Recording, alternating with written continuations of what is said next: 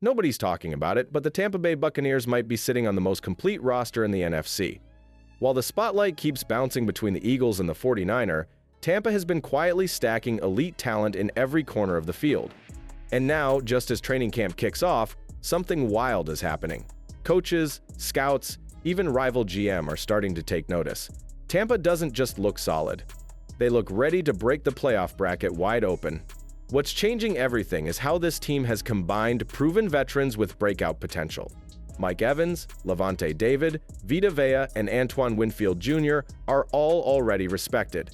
But now names like Bucky Irving, Benjamin Morrison, and Emeka Egbuka are stepping in with real fire. Even Baker Mayfield, once written off by half the league, is climbing the quarterback rankings and forcing a complete narrative shift. This isn't about hype. It's about what's being built behind the scenes and how fast it's starting to come together. The shocking part is, nobody expected the offense to be this ready this early. But once you see how the receiver group has changed and why the Godwin situation might actually help them, it starts to make sense. And that's exactly where we're going next. Because if this unit clicks in Week 1, Tampa might not just win games, they might start running the table. But before we get into that, hit that like and subscribe button for more Bucks and all the NFL content. Let's aim for 300 likes on this video. Here's what nobody's saying out loud. Chris Godwin's injury might have been the best thing to happen to this offense. Not because they're better without him, but because it forced Emeka Egbuka straight into the starting role. And now, the rookie is showing why Tampa spent a top 20 pick on him. With Godwin rehabbing, Egbuka is taking every slot rep in camp alongside Mike Evans and Jalen McMillan. That's not just valuable experience, it's chemistry being built with Baker Mayfield in real time. Most rookies spend camp buried behind veterans. Egbuka is getting first-team reps against first-team defenses. That changes everything. And don't overlook how Jalen McMillan fits into this. He's not a rookie anymore. He finished last season strong after a slow start, and now he's healthier, sharper, and more confident. With Evans still dominating on the outside, Tampa now has a three-receiver combo that can win short, deep, and everywhere in between. Add in Cade Otton at tight end and the two-back punch of Bucky Irving and Rachaad White, and it's easy to see what this offense is becoming: fast, balanced, and unpredictable. Every snap has a threat, and there's no weak link defenses can focus on. But the real edge might come from how these pieces are being coached. Josh Grizzard isn't copying last year's offense, he's building on it. And how he uses these new weapons is going to decide how far this group can go. So the question is no longer can they score, it's how do you stop them? Still, for all this firepower, none of it matters if the quarterback can't finish the job. And right now, Baker Mayfield is making it very hard to doubt him. Let's talk about what's really changed with him. 2 years ago, Baker Mayfield was seen as a stopgap. Now, he's being ranked among the top 10 quarterbacks in football by the very people who build teams for a living. Coaches and scouts didn't put him there because of flash. They did it because of control, confidence, and consistency.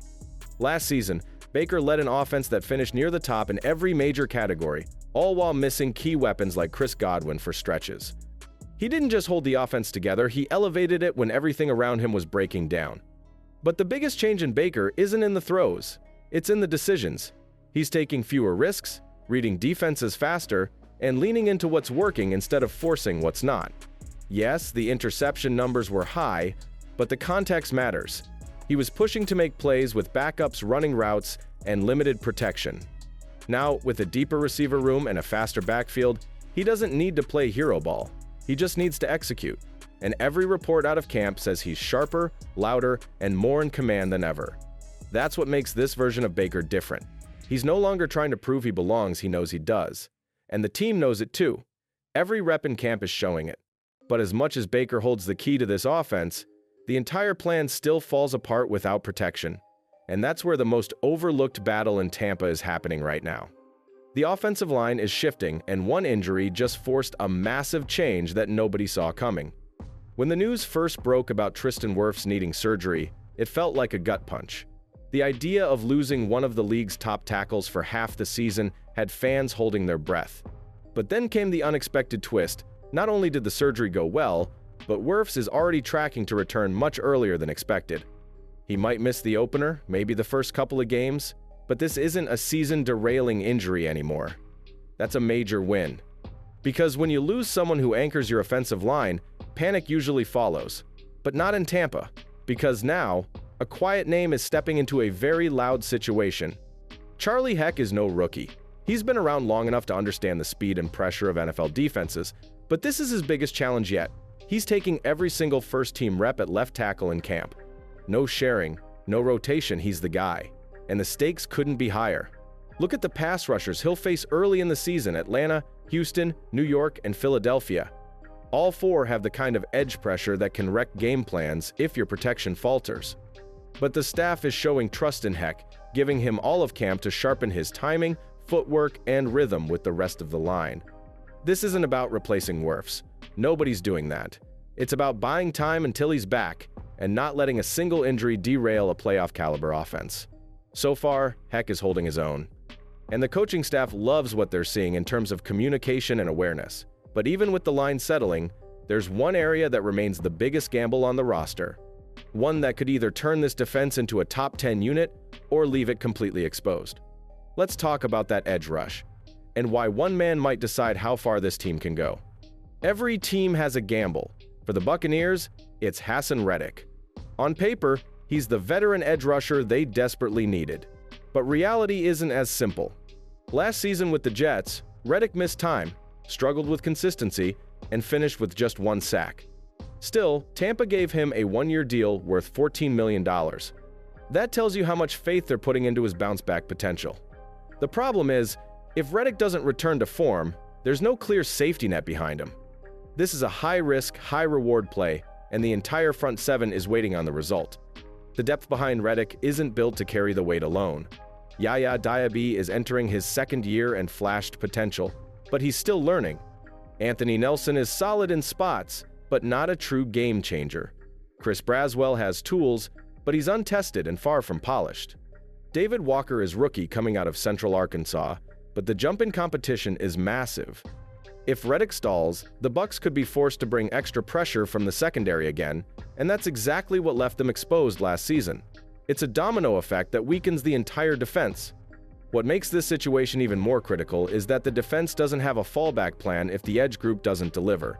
That's why coaches are watching every rep in camp, every rush angle, every counter move. If Reddick gets back to even 80% of his Pro Bowl form, this group becomes dangerous. But if he struggles again, Tampa could find itself depending on blitz-heavy calls that leave corners and safeties one mistake away from giving up 6.